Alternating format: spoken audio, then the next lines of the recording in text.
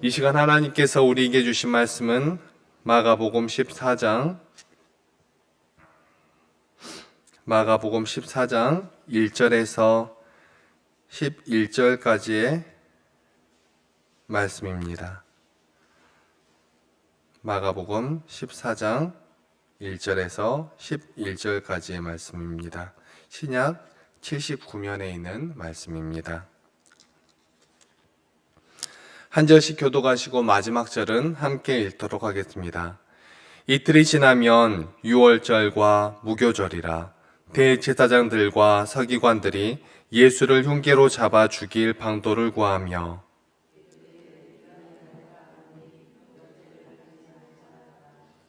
예수께서 베다니 나병 환자 시몬의 집에서 식사하실 때에 한 여자가 매우 값진 향유 곧 순전한 나드 한 옥합을 가지고 와서 그 옥합을 깨뜨려 예수의 머리에 부으니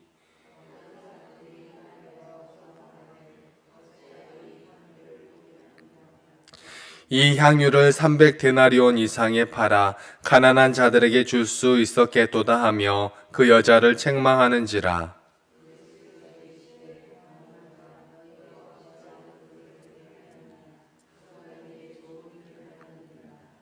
가난한 자들은 항상 너희와 함께 있으니 아무 때라도 원하는 대로 도울 수 있거니와 나는 너희와 항상 함께 있지 아니하리라.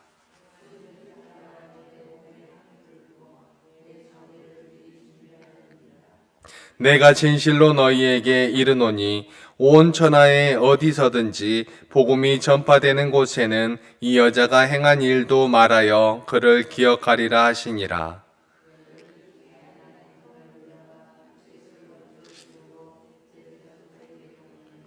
그들이 듣고 기뻐하여 돈을 주기로 약속하니 유다가 예수를 어떻게 넘겨줄까 하고 그 기회를 찾더라. 아멘. 오늘 이 새벽 시간에도 아버지 앞에 나와 기도에 힘쓰시는 여러분을 진심으로 환영하고 축복합니다.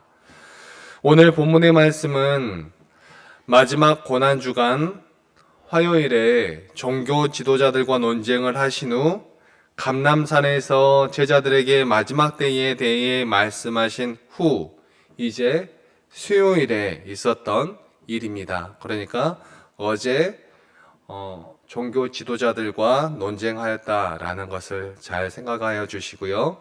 본문은 그 시기를 유월절과 무교절의 이틀 전이라고 밝히고 있습니다. 본문 1절 말씀입니다.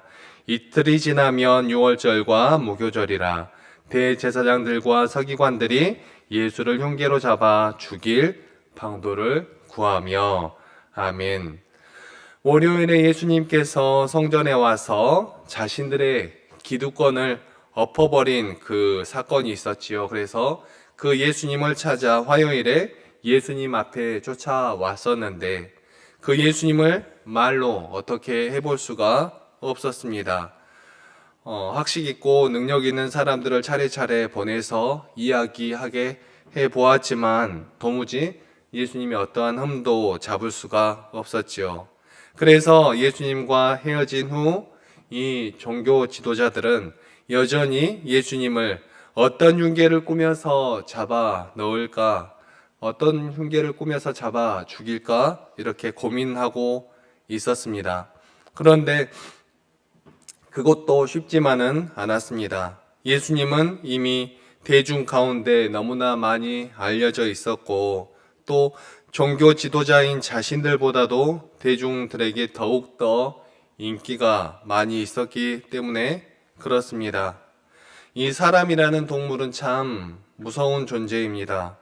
그저 자신들의 인기를 빼앗고 자신들의 이익을 막아섰다는 이유로 다른 사람을 그것도 자신들은 알지도 모르는 하나님의 아들을 죽이려고 이렇게 하는 존재들이기 때문에 그렇습니다. 너무나 무서운 존재들이지 않습니까? 사랑하는 성도 여러분, 죄송한 말씀이지만 여러분들이라면 예수님을 막아서지 않을 수 있었겠습니까?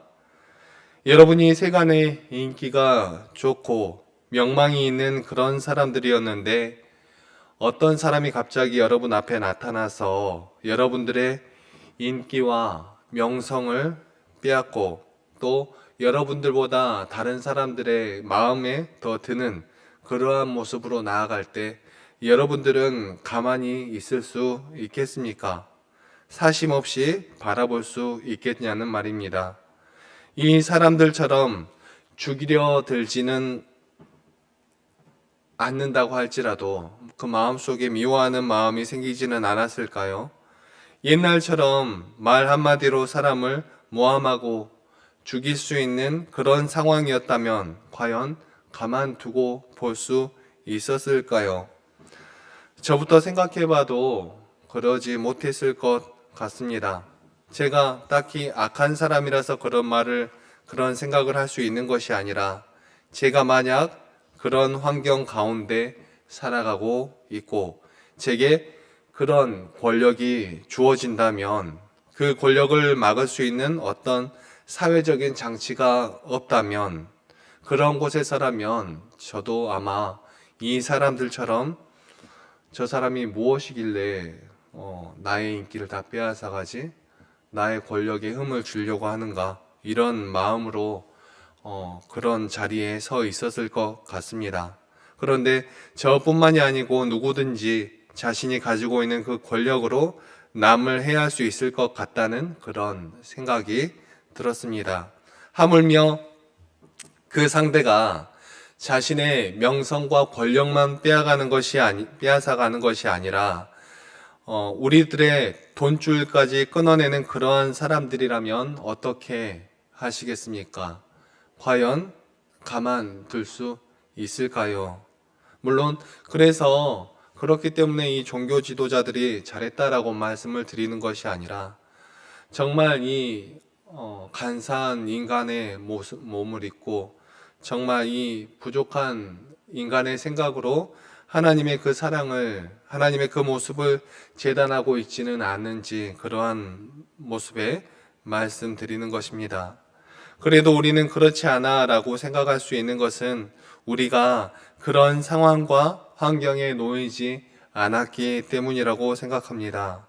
우리는 모두 그런 죄인들이기 때문에 그렇습니다. 우리를 그런 상황과 환경에 두지 않은 하나님께 감사할 뿐입니다. 아무튼 이 기득권인 종교 지도자들은 예수님을 어떻게 잡아 죽일까 고민하지만 곧 있을 유월절 때문에 사람들이 많이 모여 있는 이때는 피해서 다른 날에 예를 치르자라고 이야기합니다. 이렇게 이 사람들은 어떻게 예수님을 잡아 죽일까 고민하고 있는데 예수님은 그들과는 상관없이 여전히 십자가의 길을 걸어 나아가십니다. 세상 모든 인류를 구원하시기 위한 이 고난의 길을 걸어가는 것입니다. 하나님을 사랑하지 않고 이웃을 사랑하지 않는 그 죄로 인하여서 사망 가운데 있는 우리들을 두고 볼 수 없어서 그 생명의 길을 나아가고 계시는 것입니다. 3절부터는 예수님께서 예루살렘 옆에 있는 동네인 베다니에 나병 환자 시몬의 집에서 식사하실 때 있었던 일을 다루고 있습니다. 예수님은 이제 이틀 후면 십자가에 달려 죽으신다는 것을 생각하시면서 그 예수님이 누구와 함께 무엇을 하고 계시는지 한번 깊이 묵상해 보시기 바랍니다. 사랑하는 성도 여러분, 여러분들이라면 내일 모레 이 지구의 시간이 끝난다면 여러분들은 무엇을 하시겠습니까? 내일 모레 우리의 시간이 끝난다면 우리가 그 사실을 알고 있다면 모두가 다 같이 안다면 혼란스러운 그런 상황이 되겠지만 여러분들만 그것을 알고 있다면 여러분들은 무엇을 하시겠습니까? 한번 생각해 보았으면 좋겠습니다. 이제 우리 손에 있어도 전혀 쓸모가 없는 돈을 더 벌어보려고 일하러 나아가시겠습니까? 내일 세상이 망하여도 나는 한 그루의 나무를 심겠다 하시면서 나무를 심으시겠습니까? 이젠 얼마나 더 말해도 들어주지 않을 것 같은 누군가에게 천국의 복음을 전하러 가시겠습니까? 부끄러운 말씀이지만 저는 말씀을 준비하면서 곰곰이 생각해 보았습니다. 저라면 정말로 가식적으로 드리는 말씀이 아니라 솔직하게, 저라면 내일 모레가 세상이 끝난다는 것을 알고 있다면 부끄럽지만 다른 데서 저에 대한 말씀을 하시면 안 됩니다. 마지막이 다가온다는 것을 제가 알고 있다면, 그것을 알게 되었다면 저는 하던 모든 일을 마치고 살면서 절대로 못 타볼 것 같은 차를 카드로 긁어서 렌트를 한 다음에 마트로 달려가서 비싸고 맛있는 것들을, 간식들을 잔뜩 차에 실은 다음에 아내와 함께 당장 달려갈 수 있는 가장 경치가 좋은 곳, 예를 들자면 강릉 같은 곳, 그런 곳으로 그 차를 타고 달려가서 가장 비싼 호텔을 카드로 긁어서 결제로 하고 가장 비싼 음식을 카드로 긁어서 시켜놓고 아내와 함께 맞을 것 같습니다. 이틀 뒤라면 그렇게 호텔에서 좋은 차를 타고 사랑하는 이와 함께 아름다운 경치를 보면서 음악도 크게 틀어놓고 맛있는 것도 먹고 이렇게 맞을 것 같습니다. 저에게 카드가 있어서 정말 다행입니다. 돈은 없지만 카드가 있기 때문에 할 수 있을 것 같습니다. 아무튼 즐길 수 있는 최고의 것을 하려고 노력을 할 것 같습니다. 그런데 우리 예수님은 이렇게 하고 계십니다. 본문 3절 상반절입니다. 예수께서 베다니 나병 환자 시몬의 집에서 식사하실 때에. 아멘. 예수님은 이제 자신이 내일 모레, 아니 내일 밤이면 사람들에게 잡혀가게 될 것을 알고 있으신데도 오늘 나병 환자와 함께 하고 계십니다. 여러분, 너무 가슴이 아프지 않으신가요? 성경을 너무 잘 알다 보니 이런 모습을 보고도 가슴 아픈 마음도 들지 않은 게 우리의 모습일지도 모릅니다. 그런데 그 모습을 잘 생각해 보면 안쓰러워서 어쩔 수가 없습니다. 안타까워서 어쩔 수가 없습니다. 예수님은 이런 상황 가운데에서도 나병 환자, 그러니까 다른 사람들에게 무시받고 사람 이하의 취급을 받고 배척당하고 그런 사람, 이런 사람의 집에서 그와 함께 식사를 하고 계시는 것입니다. 예수님은 이런 분이시죠. 우리는 예수님을 닮아가고자 고백하는 그런 사람들입니다. 그런데 우리가 평소 함께 시간을 보내는 사람들은 어떤 사람들입니까? 예수님의 이런 모습을 보며 우리의 삶의 자리가 바뀌는 역사가 우리에게 일어나기를 간절히 소망합니다. 자신의 앞날을 위해서 어떤 자리를 찾아가기보다 사회적인 약자들에게 다가가는 우리들이 되기를 소망합니다. 이렇게 나병 환자의 집에서 식사를 하고 있는데 한 여자가 매우 값진 향유 옥합을 가지고 와서 예수님의 머리에 붓습니다. 이 여인이 왜 이런 행위를 했는지 알 수가 없습니다. 하지만 그 모습을 보며 사람들, 특히 제자들은 이렇게 얘기를 합니다. 저 비싼 걸. 어떤 이는 이렇게 이야기합니다. 아니, 아무리 우리 주님께라지만 우리 주님의 뜻을 너무 모르는 것 아니요? 우리 주님은 이런 약자들과 함께 하시는 분이라오. 그것을 팔아서 가난한 자들에게 주었으면 얼마나 좋지 않았겠소. 물론 맞는 말이죠. 그런데 제자들에게 예수님의 십자가는 보이지가 않습니다. 이런 제자들에게 예수님은 말씀하십니다. 오늘 본문 6절 말씀 함께 읽도록 하겠습니다. 6절입니다. 시작. 예수께서 이르시되 가만두라. 너희가 어찌하여 그를 괴롭게 하느냐. 그가 내게 좋은 일을 하였느니라. 아멘. 예수님은 이어서 말씀하십니다. 가난한 자들은 항상 너희와 함께 있으니 아무 때라도 위하는 원하는 대로 도울 수 있거니와 나는 너희와 항상 함께 있지 아니하리라. 그는 힘을 다하여 내 몸에 향유를 부어 내 장례를 미리 준비하였느니라. 아멘. 이 말씀을 들은 제자들은 예수님께서 무슨 말씀을 하시는 거지? 하고 생각을 하였겠지요. 제자들은 여전히 예수님께서 예루살렘에 들어오신 것이 로마의 압제로부터 자신들을 구원해 주실 그런 정치적인 메시아로 생각하고 있기 때문에 그렇습니다. 능력 있고 정말 못할 것이 없으신 그 예수님이 이제 로마의 손으로부터 자신들을 구원해 주실 것이라고 철석같이 믿고 있는데 그 예수님이 장례를 준비하려고 이렇게 했다고 말씀하시니까 당황스럽지요. 그런데 예수님께서는 제자들에게 이미 3번이나 자신이 당할 고난과 죽음에 대하여서 말씀을 하셨었습니다. 먼저는 마태복음 16장 21절 말씀입니다. 이때로부터 예수 그리스도께서 자기가 예루살렘에 올라가 장로들과 대제사장들과 서기관들에게 많은 고난을 받고 죽임을 당하고 제3일에 살아나야 할 것을 제자들에게 비로소 나타내시니.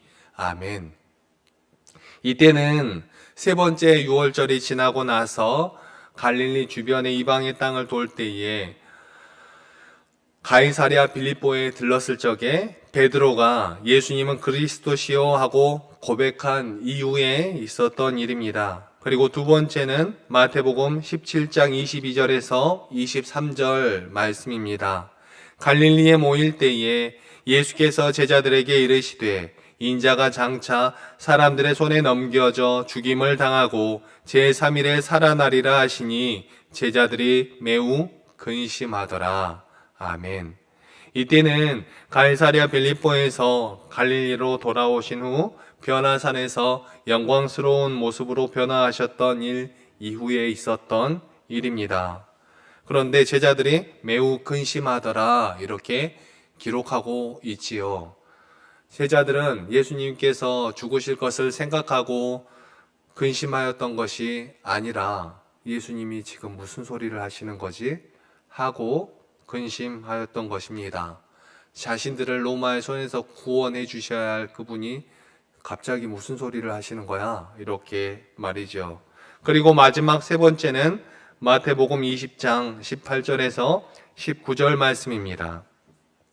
보라, 우리가 예루살렘으로 올라가노니 인자가 대제사장들과 서기관들에게 넘겨짐에 그들이 죽이기로 결의하고 이방인들에게 넘겨주어 그를 조롱하며 채찍질하며 십자가에 못 박게 할 것이나 제3일에 살아나리라.